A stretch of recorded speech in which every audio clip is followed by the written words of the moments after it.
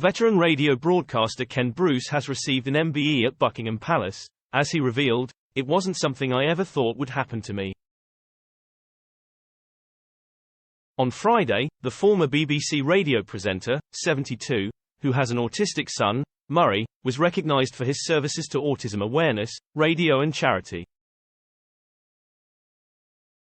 Upon receiving the accolade during the investiture ceremony, Ken said it is vitally important that we listen to the autistic community. After the presentation, he said, "It's a great privilege to be awarded the MBE. It wasn't something I ever thought would happen to me. I'm delighted it's been awarded not just for radio, but for autism awareness because I think it's vitally important that we listen more to the autistic community, to what they have to say, to people who have lots of gifts and abilities that we're not using enough at the moment. So, if this helps in some way to bring awareness a little bit higher in people's minds, then I'm all for it." Ken left BBC Radio 2 in March, having presented his mid-morning programme for more than 3 decades, and began a new show on Greatest Hits Radio in April.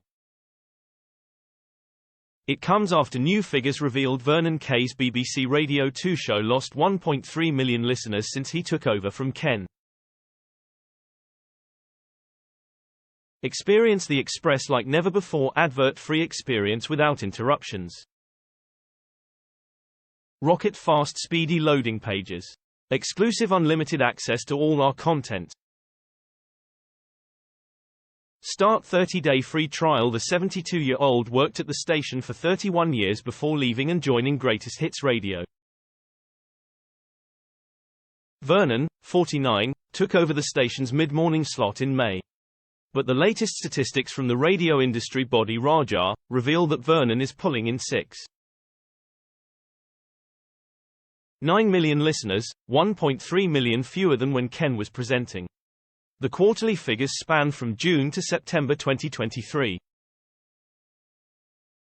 Vernon's show remains the UK's most popular on radio, while Radio 2 is still the most listened to channel in the country. The station registered 13.5 million weekly listeners, 1 million down on the same period in 2022. Ken had told the Radio Times that previously he had felt he was just an afterthought and had been taken for granted by Radio 2. He also said he had been struggling to feel enthusiastic about the new music he had to play. It was a shame that the station had asked him to finish 3 weeks before his contract officially ended.